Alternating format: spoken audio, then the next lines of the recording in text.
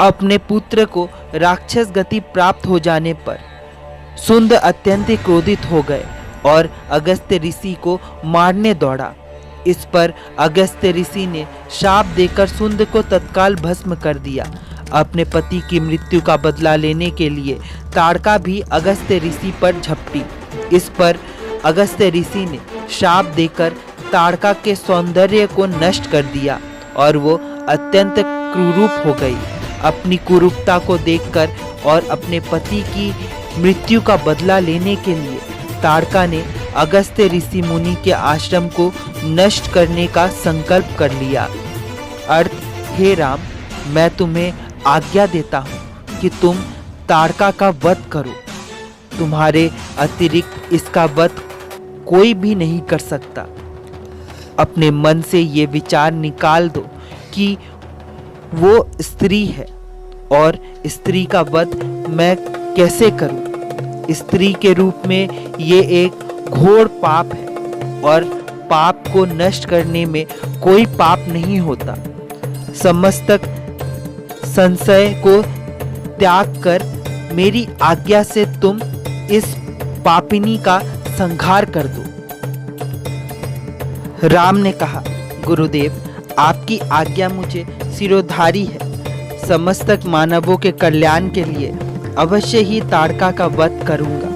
इतना कहकर राम ने अपने धनुष पर बाण रखकर उसकी प्रत्यंचा को कान तक खींचकर भयंकर टंकार दिया। टंकार से उत्पन्न ध्वनि से समस्त वन पांग गुंजायमान हो उठा। वन्य प्राणी भयभीत होकर इधर उधर भागने लगे। इस प्रकार ही अप्रचित खलबली मच गई। ताड़का क्रोध से भर गई। धनुष ताने राम को देखती ही इस विचार से ही कोई अपरिचित कुमार उसके साम्राज्य पर आधिपत्य करना चाहता है। वो क्रोध से पागल हो गई। राम पर आक्रमण करने के लिए वो तीव्र गति से उन पर झपटी। ताड़का को अपनी ओर आते देखकर राम ने लक्ष्मण से कहा, हे सौमित्र, ताड़ के वृक्ष जैसी विशाल और विकराल मुख वाली इस राक्षसी का शरीर कितना कुरूप है।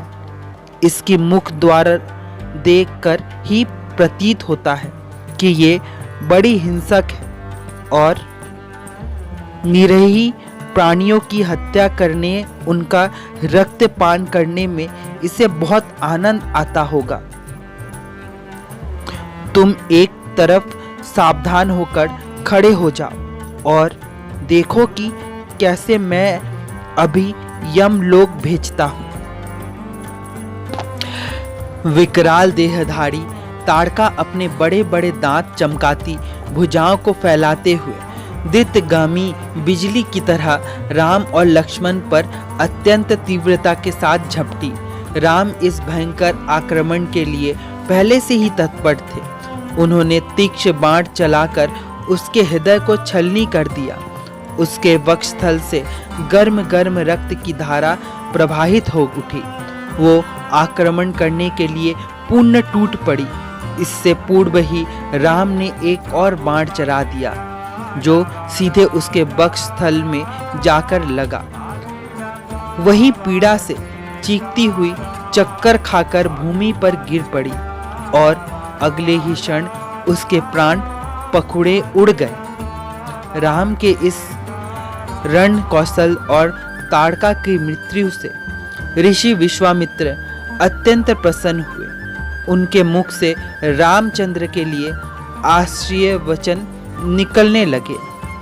गुरु की आज्ञा से वहीं पर सभी ने रात्रि व्यतीत किया।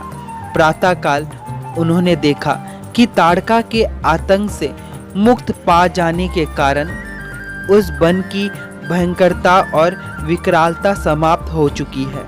कुछ समय तक उस वन की शोभा निहारने के उपरांत स्नान पूजन से निवृत्त होकर वो महिष विश्वामित्र के आश्रम की ओर चल पड़े।